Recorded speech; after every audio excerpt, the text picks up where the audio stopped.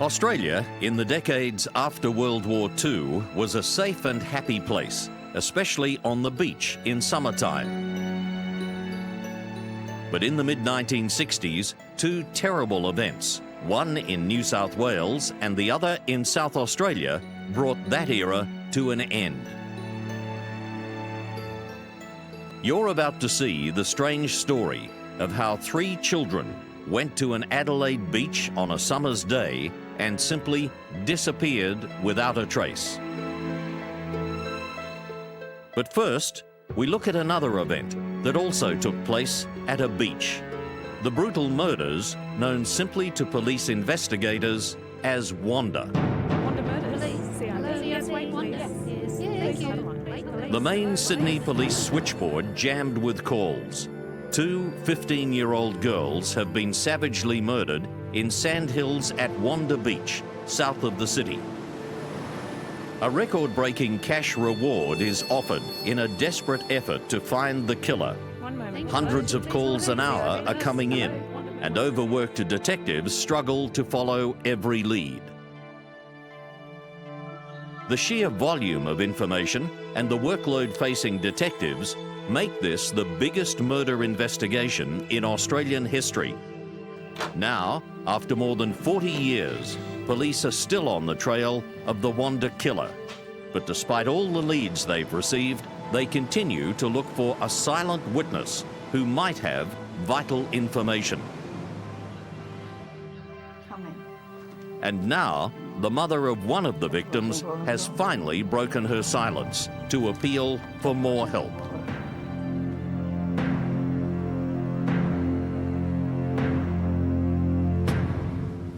This is the lower arc of Botany Bay, south of Sydney, and it was here that Captain James Cook became the first European to land on Australia's east coast. On the other side of this peninsula are the sandhills of Wanda, part of Sydney's longest continuous strand of shimmering ocean beaches. And it was in that summer playground in 1965 that the lives of two pretty young teenagers came to a sudden and violent end. 7 years earlier, in 1958, Mary Ann Schmidt arrives in Australia with her parents, Elizabeth and Helmut, and 5 brothers and sisters. The family is a small part of the great wave of war-weary Germans who've taken up the Australian government's offer of a new life. After a few years living in migrant camps, they move to a typical suburban home in Brush Road Ryde in Sydney's inner northwest. But soon after, tragedy strikes when Mary Ann's father falls ill and dies. Her mother, Elizabeth, poor and barely able to speak English, struggles to support and care for her 6 children on the meagre welfare payments of the time. Well, not easy. You haven't got any pride left and whatever. You have to go and ask for help. So the Smith family did help pretty a lot. Whatever, I didn't have a phone. See, if you want to buy the bills, everything, you couldn't have a proper meal for the kids. Not with £9 a week, okay?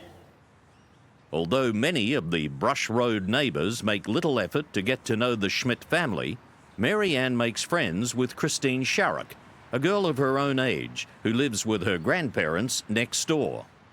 They've been like twins. I don't know, they just clicked when we moved in. She was a nice girl. The two girls spend a lot of time together. They're normal teenagers, finishing high school with plans and dreams for the future.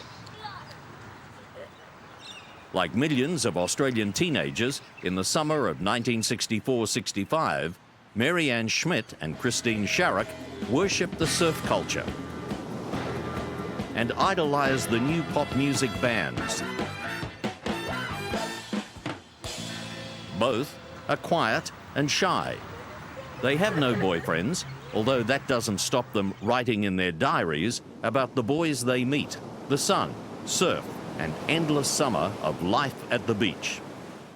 One of Christine Sharrock's close friends at school remembers her as being polite and well-behaved.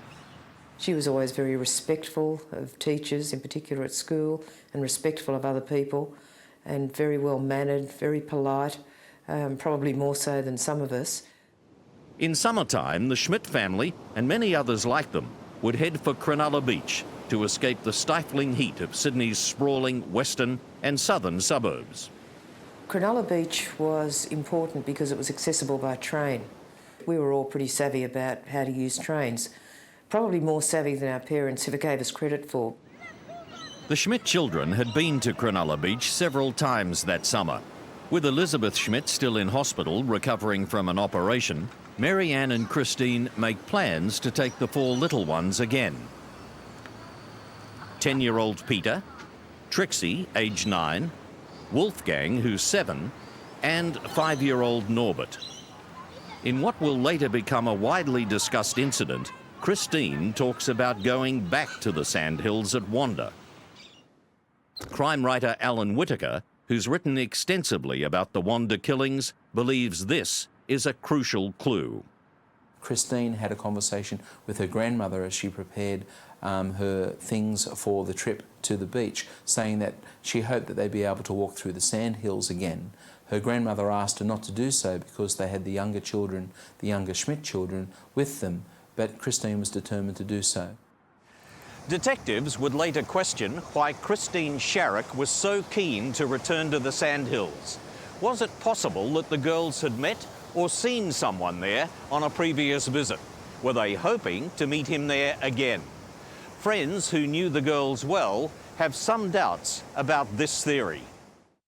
Now, at the same time, we were all absolutely convinced that, that what had happened had not been something that Christine would have brought on herself, because Christine was only too well aware of the mores and the values that, that were being taught. Mary Ann's mother, Elizabeth Schmidt, says the girls were always warned not to talk to strangers. Well, I didn't talk about boys or anything, not in front of Mum anyhow. I just said don't get any lifts when you go on the street. When I walked from West Ryde to from Brush Road to West Ryde, put it that way. And if some car should stop and you want a lift, I said don't take a lift because you don't know what happened. That was it. Don't talk to strangers.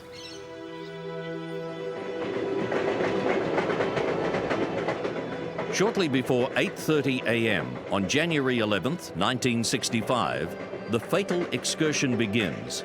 The girls leave home with the little ones. They change trains at Redfern, on the edge of the city centre.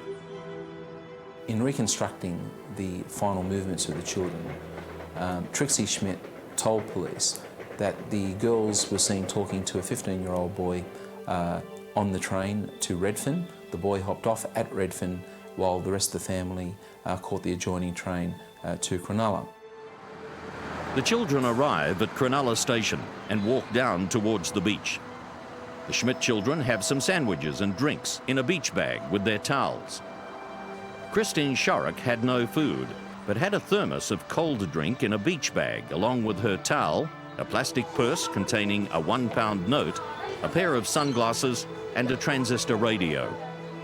Somewhere on the way, she spends part of the money, possibly on some food. The 6 of them walk through to the beach, where they settle down and play, and later eat their lunch.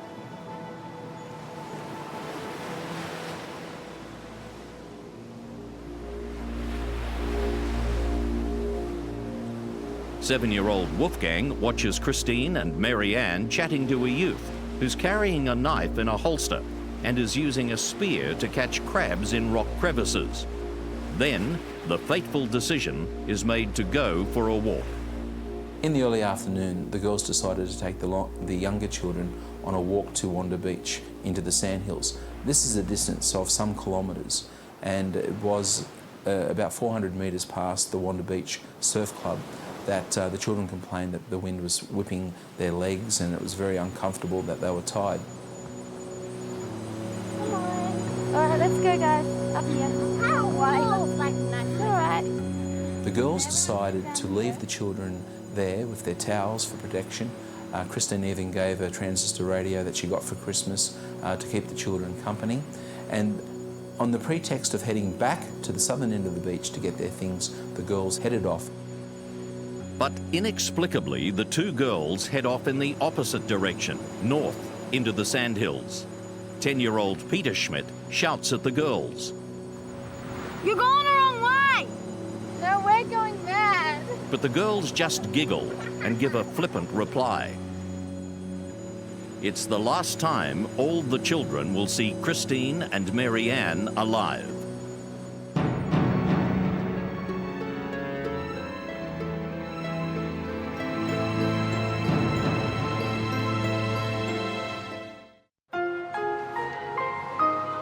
In January 1965, 15 years old Mary Ann Schmidt takes her younger siblings on a beach excursion to Cronulla, south of Sydney. With them is Mary Ann's close friend and next-door neighbour, Christine Sharrock. Instead of swimming, they decide to walk northwards to Wanda Beach. All right. Now everyone sit down here. It's about 1 p.m. The girls leave the children sheltering from the wind behind a dune while they go off walking alone in the sandhills. Although the weather had turned blustery, there was still a number of people in the sandhills and on the beach. One of those was a local man, Dennis Dostine, who was walking with his young son. Dostine, who prefers that his face not be shown, saw the girls walking over the sandhills. Well, what really drew my attention to the girl was when she kept looking over her shoulder, very much in a manner to see if she was being followed. She did that 2 or 3 times, and then I lost interest in I could see nothing behind her, no reason why she should be such an action, and I just continued on my merry way. Police can only conjecture if somebody had arranged with them or whether the girls took it upon themselves to go up into the sandhills and to meet somebody that they had met early that day or on previous visits.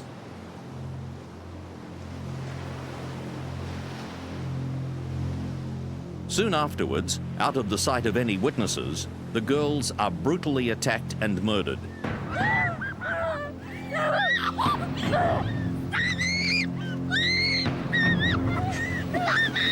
The killer strikes at Mary Ann Schmidt first. In a frenzy, he stabs her a total of 14 times.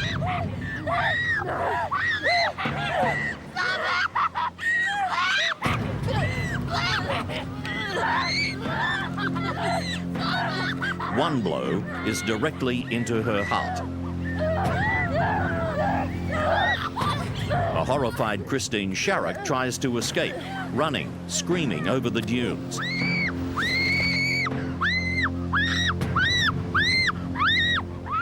Only to be chased and caught by the killer. He bashes her hard with a blunt object, fracturing her skull. He then stabs her at least 6 times.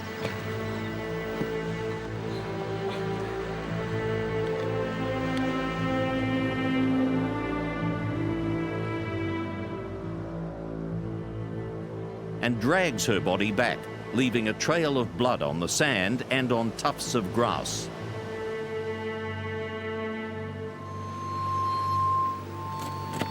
It's now that he attempts to have sex with the dead or dying girls. He hacks at Mary Ann's black one-piece bathing suit, pulling it up around her breasts. He grabs at Christine's blood-stained white shorts and thrusts them up into her crotch. Samples of sperm are found, but strangely, a later autopsy will show both girls' hymens are still intact.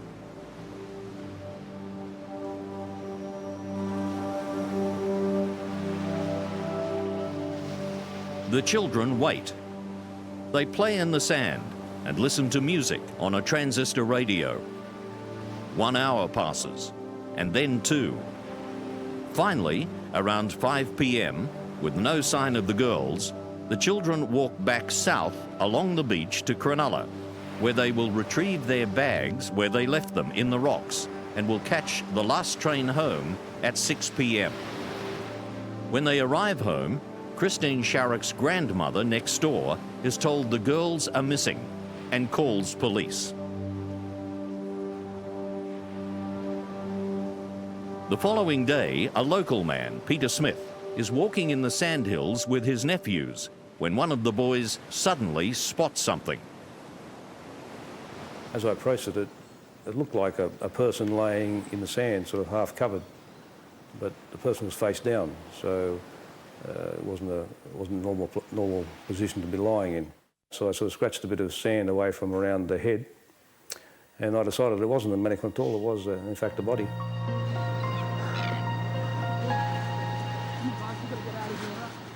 Deeply shocked, confused and shaking, and with the boys peppering him with questions, he rushes to the nearest building, the Wanda Beach Surf Club residence, more than 2 kilometres away, where lifesaver Barry Ezzy is on duty.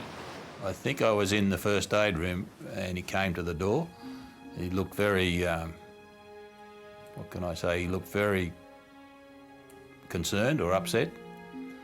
I sort of picked that straight away and I knew that there was something wrong. He had 2 little boys with him. And he said, I've discovered a body in the sand dunes further up the beach.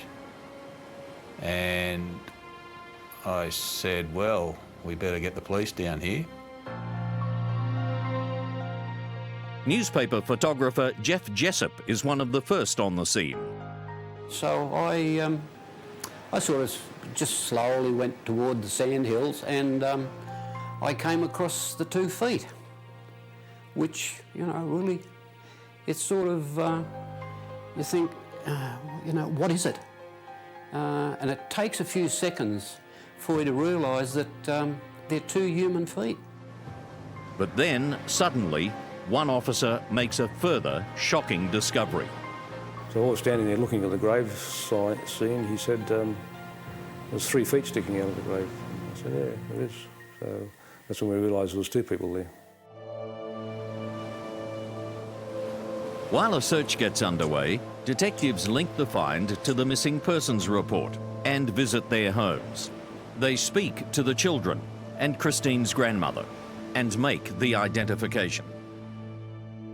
Over the next few days, the young Schmidt children are interviewed many times. They're taken back to Cronulla, where detectives walk with them as the little ones recount their movements and explain how the girls went off walking into the sandhills. It's then that 7-year-old Wolfgang drops a bombshell, telling them that he saw the girls walking off into the sandhills with the youth he'd seen earlier chasing crabs. He describes the youth as having fair or light brown hair and a smooth face, wearing only light grey trousers and carrying a blue towel. Wolfgang says he still had his knife in the holster, but no spear. He was trying to engage the girls in conversation and was asking them questions. Wolfgang says the girls did not reply, and the youth's face looked angry. Please tell me your name.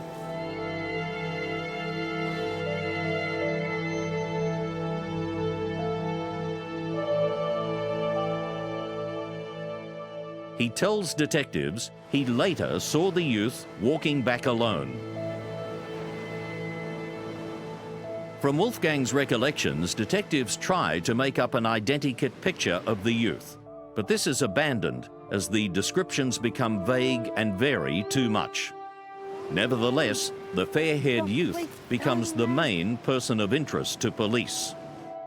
As the investigation continues, some puzzling clues emerge. A post-mortem shows undigested cabbage and celery in Christine's stomach. More mysterious is the finding that Christine has a blood alcohol level of 0.015, enough for her to have consumed a glass of beer. Although fermented food can sometimes produce alcohol in the stomach, expert opinion was that this alcohol was taken orally. Police believe that They may have known the person who killed them. They could have sat quietly, maybe even shared a sip of beer, maybe shared a meal, such as a Chico roll, and then things have turned violent.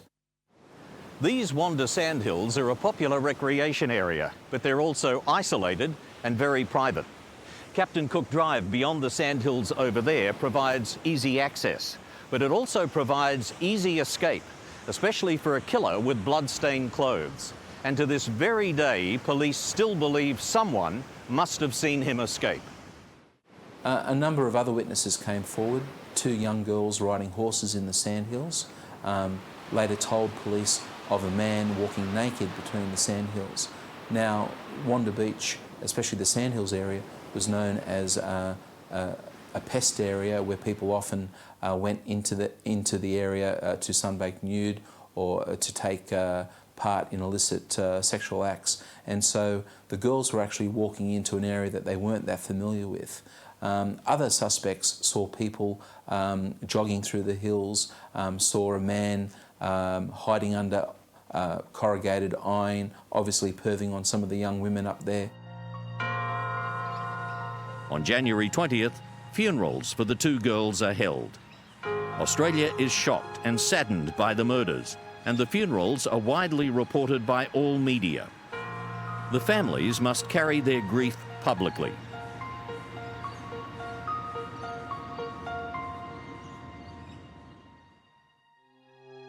After a month, with still no breakthrough in the investigation, the government offers a record reward of £10,000, equal to $20,000.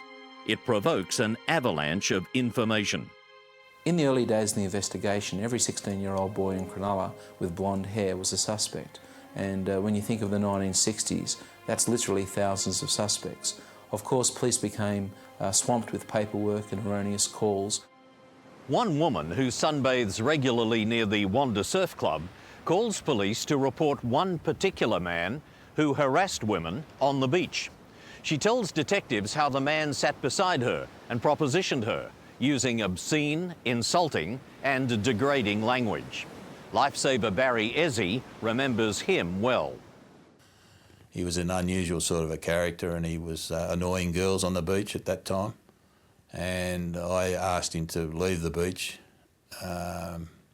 because of his behaviour. He was annoying girls, and he became a bit of a suspect, I believe. The police were very interested in that bit of information, but to my knowledge he was never ever located, and I never saw him again. And we had to sort of escort him from the beach and send him on his way. Investigator Mick Ashwood of the Unsolved Homicide Review Team says this man may have seen the murderer. That male wore a white singlet top or a shirt, carried a radio over his shoulder, possibly balding in appearance, and he would approach women in the area of North Cronulla and Wanda Beach, and he'd talk to them about sex, spoke to them about their sexuality, and on occasions produced a book which contained cutouts of pornography. That was the major focus of the investigation, to identify this person.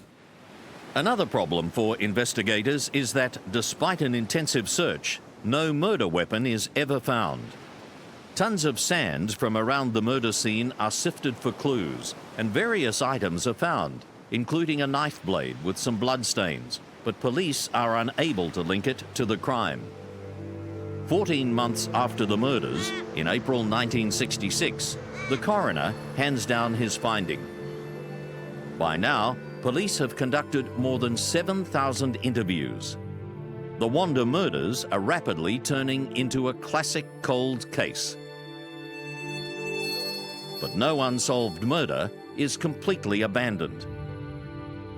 In the case of Wanda, police have been looking closely at a number of known psychopathic killers who were in Sydney at the time.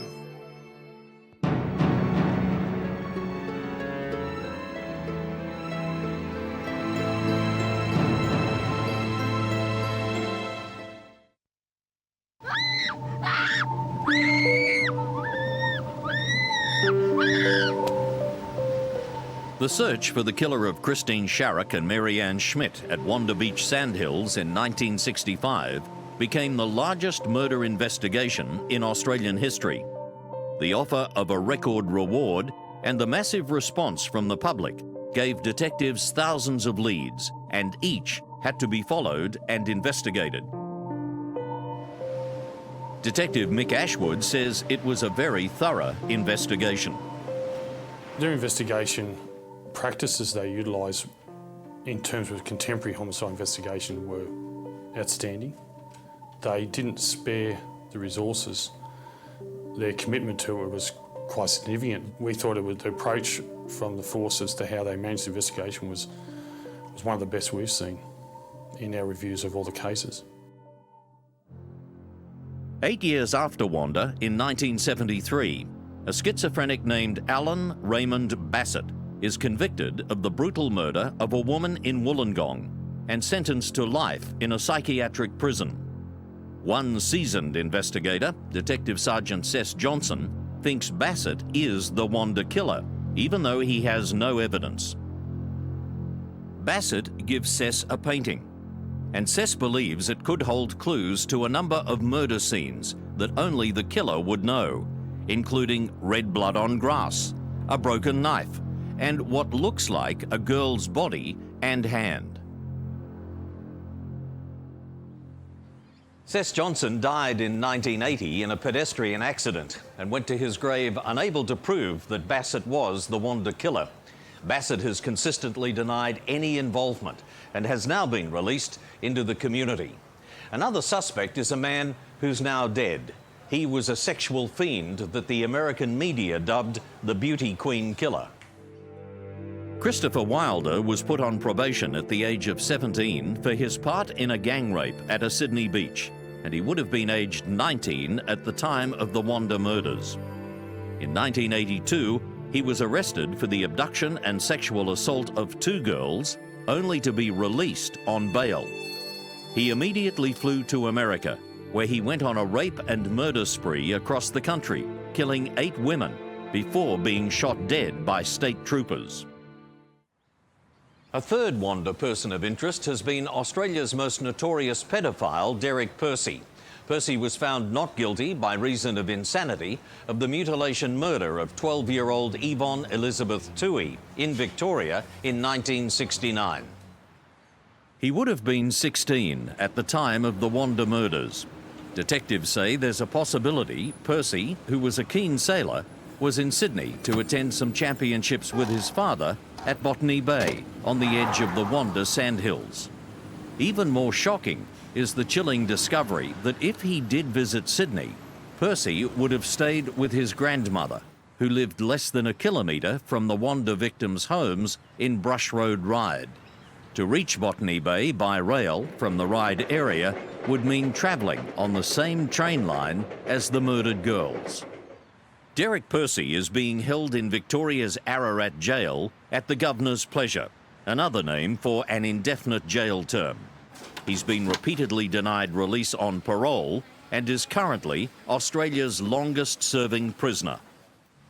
It's also been reported that exercise books seized from his cell show graphic details of plans for the torture and mutilation of children. Percy has vehemently denied he committed the Wanda murders and also protests that he's innocent of other horrific crimes. There are a number of cases involving children that police say may yet prove to have links to Percy. They say Percy has allegedly admitted to being in St Kilda in Melbourne on the day 8-year-old Linda Stillwell disappeared in August 1968. She's never been found. And detectives working on the murder of 3-year-old Simon Brooke believe they can place Percy in Sydney in May 1968, when the toddler's body was found in bushland. It's also possible that instead of being victims of a psychopathic killer, Christine and Mary Ann died because they stumbled upon some kind of illegal activity in the dunes that day and had to be silenced. The sperm sample taken from the crime scene established a probable blood type, but identifying the killer will require some solid new evidence. We're hoping that There is a witness there in Wanda Beach and Sandhills, either on the 11th of January 1965 in the afternoon or perhaps the evening, or perhaps on the 1st and 2nd of January when the girls were there initially, that did see either the crime or the person who committed the crime. We've heard the person may have had blood on them after the crime.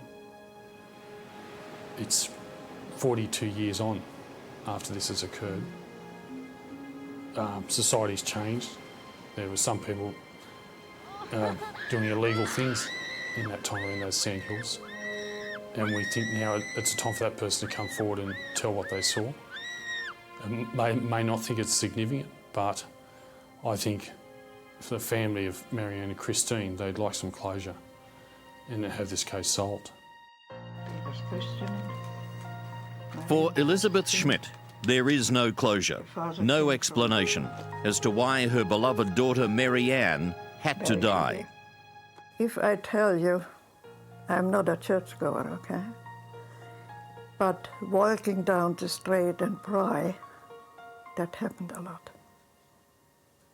Going shopping, the tears running and praying. I still got the question why. You know, I said it at that time. So I find on each corner girls who wait for it. Why has to be the ones who say no? And I cope it. That's my opinion. Still got the questions why. One of the original investigators on the case, retired Detective Sergeant Barry Reynolds, also believes someone in the dunes that day saw something, but still hasn't come forward. I think there is somebody still alive today that could provide an end to the mystery if they were prepared to come forward and tell the authorities what their thoughts are. Detectives believe they will eventually find out who killed Marianne and Christine. But all they can say officially at the moment is that they're seeking 4 persons of interest and that they have 2 firm suspects. If it would help, if somebody would know anything, any little bit, I would like that. At least after 40 years, we might come to the end. The murders at Wanda were a frightening sign that the era of innocence in Australia, an era of safe streets and unlocked doors, was coming to an end. It ended forever a year later when 3 small children went for a swim at an Adelaide beach and disappeared without a trace. Coming up, the Beaumont children mystery.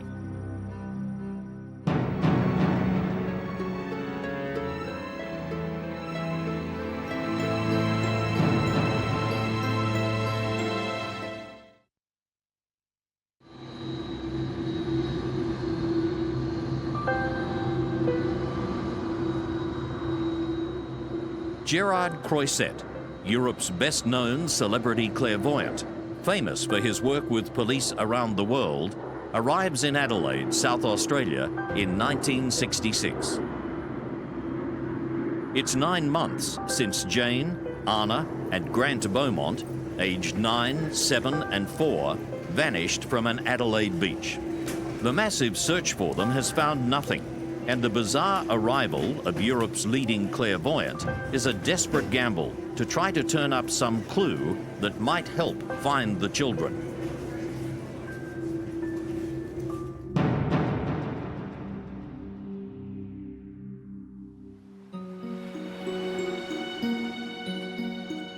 Glenelg Beach in Adelaide is the place where, in 1835, a group of men came ashore to establish the free colony of South Australia. It was at this beach that the 3 little Beaumont children were last seen alive more than 40 years ago.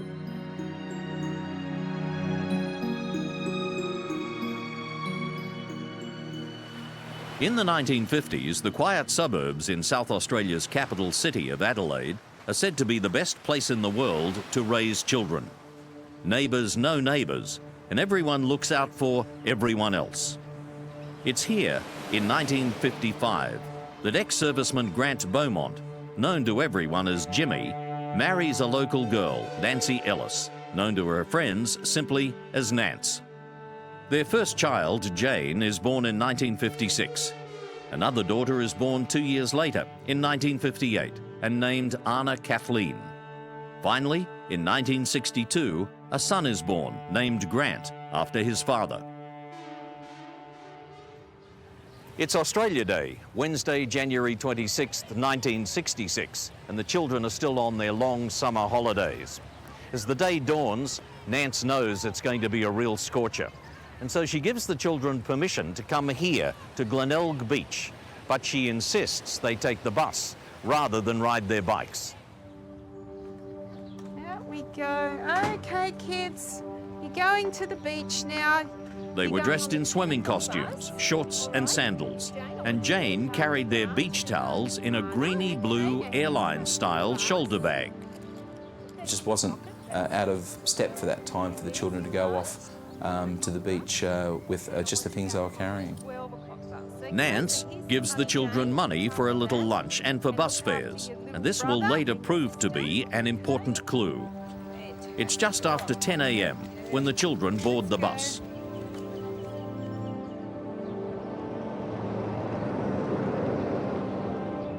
The children don't return on the midday bus, and then, when the 2 o'clock bus comes and goes, Nance starts to worry.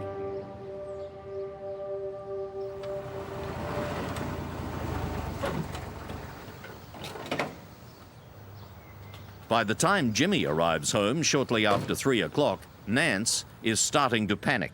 Oh, Jim, the kids haven't come home yet. I sent them on the bus at 10 o'clock to the beach and they're still not home.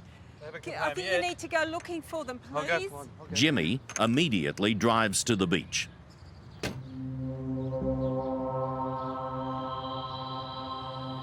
I'll find them. I'll find them.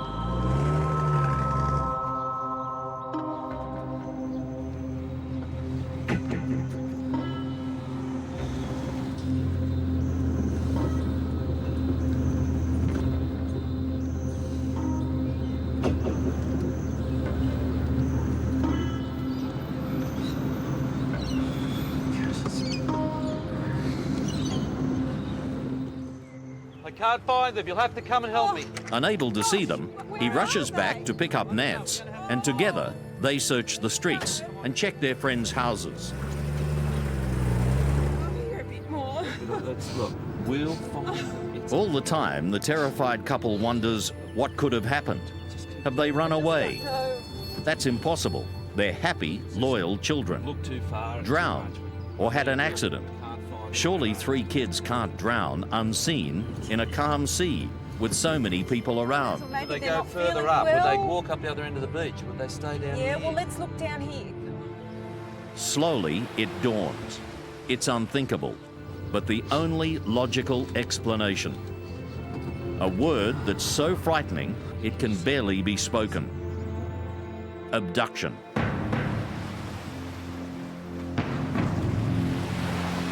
It's now 5 p.m.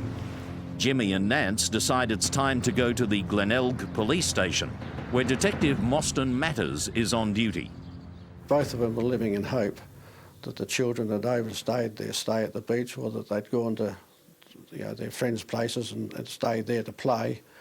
And they were still living in that hope that everything was all right, because naturally as time went on, they became more and more concerned, and that was the situation. And so begins what will become one of the most famous missing persons cases in Australian criminal history. News flashes break into late-night radio programs announcing the disappearance.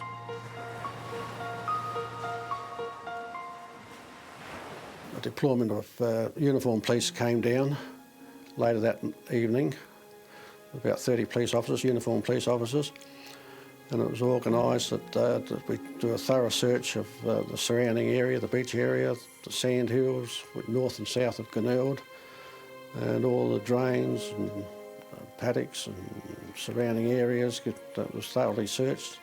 So that was put into operation. The airport was, surveillance was put on the airport and on the interstate rail line in case someone was endeavouring to get taken away. All main arterial roads leading out of the state were all set up. Roadblocks were set up there in case. But of course, as I said before, unfortunately, there could have been a time lapse of some 6 to 8 hours before the public really became aware of the children were missing, and in that time, that gave the offender quite a lot of time to get away. Jimmy continues to drive around the streets, searching all night, vowing he won't sleep until the children are found. Nancy was so distraught she was sedated, and it wasn't until several days later that she could talk to the press about her fears. By that time, all of Australia had been alerted that the children were missing, and it had been part of countrywide coverage. Former CIB detective Peter Vogel is assigned to the case. And we received quite a few telephone calls with people giving us information, as well as people calling at the station and telling us what they saw and what they believe could have happened and so on.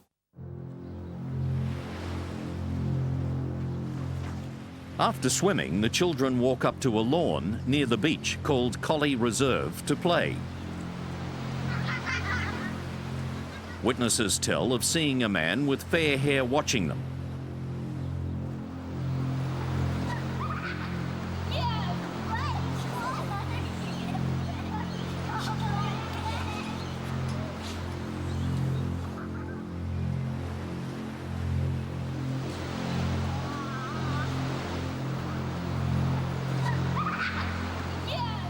He then approaches them and joins in the play. Journalist Bill Perry covered the story. There's an elderly couple who was sitting on a grass verge, which was outside of the old surf club in those days. There were 2 taps. There was a bubbler and there was a tap for washing sand off your feet. They saw the kids approaching and they knew them. I don't think they spoke to them, but they knew them. Then they saw them, observed them for several minutes, washing their feet under the tap and washing the sand off their feet. The stranger was said to be wearing brief Speedo-style bathers, dark blue with a white stripe. And he appeared like the typical Australian surfy type of a person. And this person was playing with the children for quite some time, and the children seemed to be enjoying his company. At one point here at Collie Reserve, the man even approaches the couple and asks have they seen anyone near what he describes as our clothes. He says we've had some money taken from our clothes. One female witness watching them quite closely feels something isn't quite right when she sees the man helping 9-year-old Jane to get dressed. The witnesses see the man then walk to the changing sheds to dress.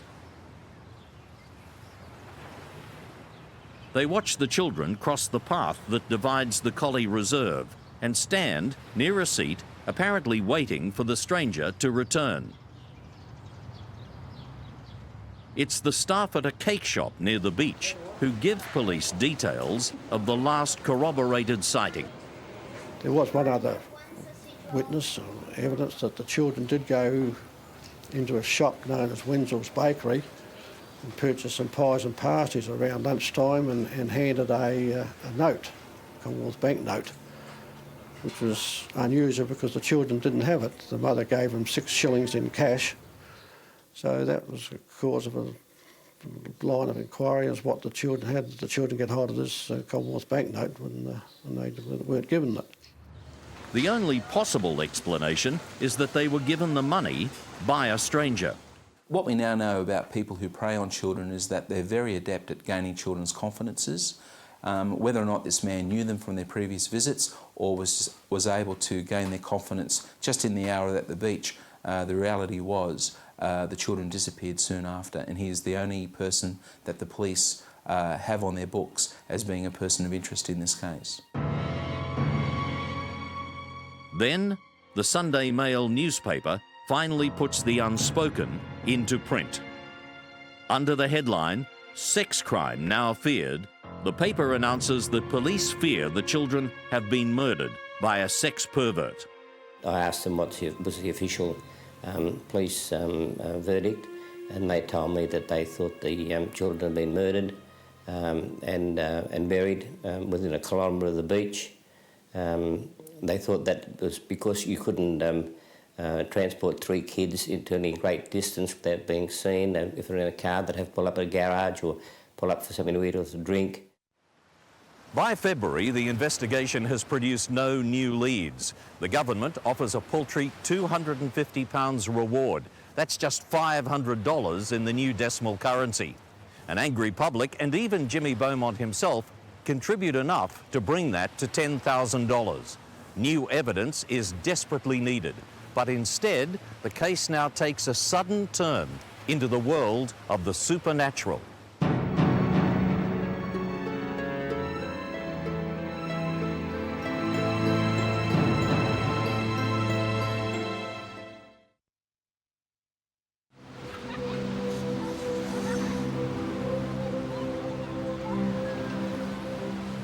Nine months after the sudden disappearance of Jane, Anna and Grant Beaumont from Adelaide's Glenelg Beach, police investigators run out of any worthwhile new leads.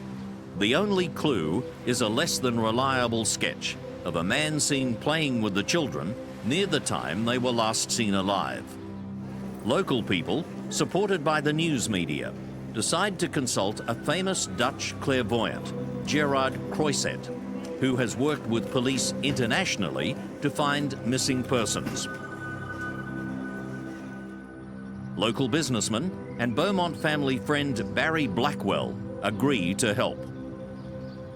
Then I was approached by a Karl Loof, a Dutchman, and he came and asked me if I could help to film the coastline so they could send a film to Croiset, which I agreed. Which we did, and we got back from Croiset plans or drawings and details of the children's last walk. While skeptics have always challenged Croiset's claims to have found any missing persons using his clairvoyant visions, his biography is a worldwide bestseller. When asked about the Beaumont children, Croiset says he feels they have not been kidnapped, but have been buried alive. Crowds immediately flock to Glenelg Beach to dig for evidence, and others call police to report the existence of various caves and hollows along the coast. Croiset says he sees a vision of the children crawling past a barrier and warning sign and through a little hole, and suddenly sand or water tumbles in on them. We went back to the area where the barrier and the warning sign was, and we found a giant drain that went into the sea, which was completely blocked. And we borrowed a fire hose from the fire department and spent a day trying to unblock it, which we eventually didn't because there was nothing there. And I read the following day in the advertiser that I'd offered to fly Croiset out here, which I hadn't, but anyway, they said it, so I went along with it, and I went into KLM, the Dutch airline, and paid his fare.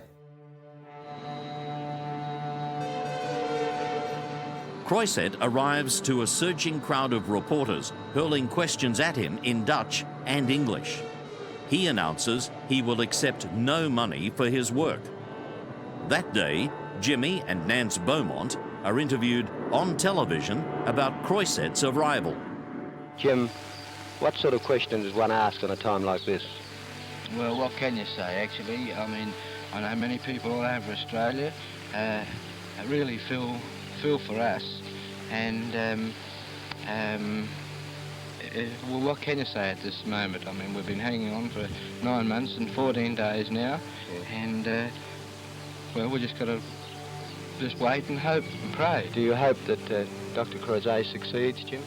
Oh, well, I mean, that's his belief, and I really appreciate him coming over, I mean, to find the children, but not the way that he says, because I don't believe that the children are dead, and I'll cling on to the hope until there's any evidence found otherwise. I think it'd be very difficult for him to meet us. I think he's a very feeling man, and I think that his main objective is finding the children more so than talking to us, perhaps. The following day, Croisset tours the beach and is then taken to a warehouse where the Beaumont children had once played. The warehouse has just been renovated and has a new, thick concrete floor. Croisset, accompanied by detectives, walks across the floor, and then clearly and firmly he tells them this is where they're buried.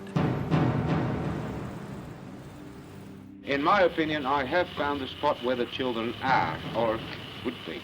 Where is that spot? Waar is dat? Waar ik vanmorgen geweest ben, namelijk 6 met uur best. Where I was this morning, at the factory.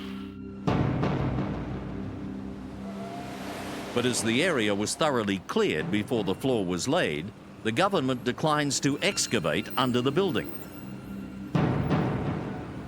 30 years later, the entire area under the floor finally will be dug up, and nothing will be found. Convinced the children are buried under the warehouse, Croisset declares his job's done and prepares to return home. But at the last minute, he's invited to visit here with Jimmy and Nance Beaumont. Yes, he told Nancy Beaumont that he believed that their children had met with a tragic accident. They hadn't been abducted. And she said to him, I don't believe that. I think my children are still alive. And he said to her, I hope that I am wrong and you are right.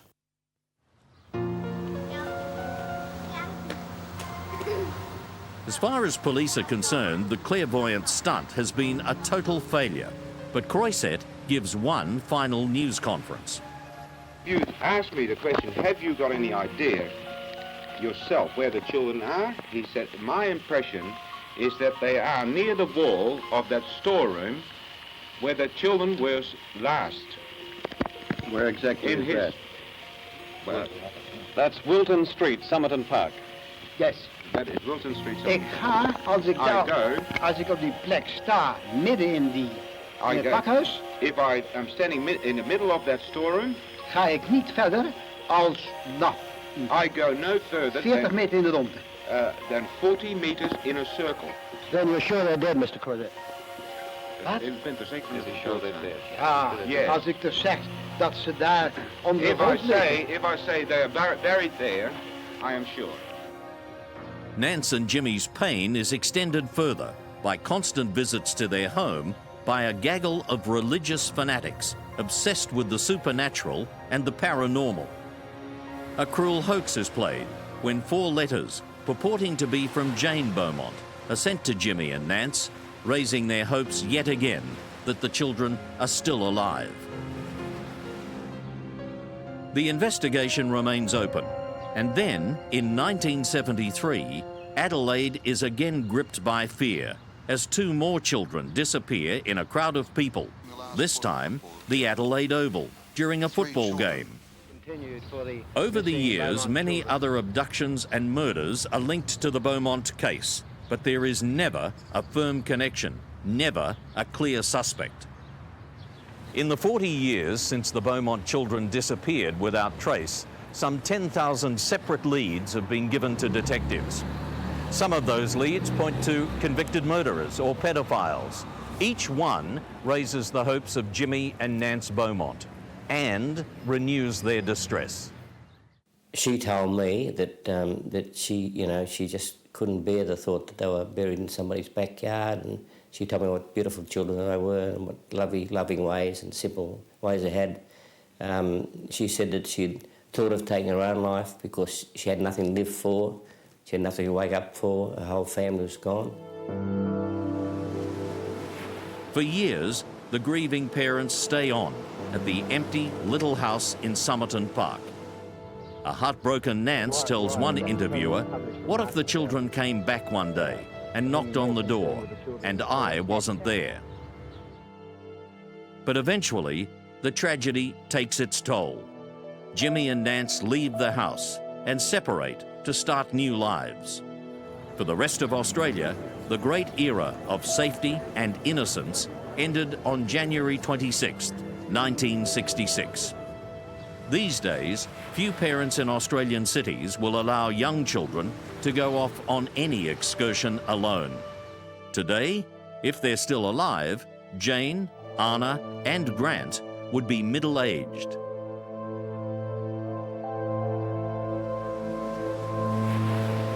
The police investigation is ongoing.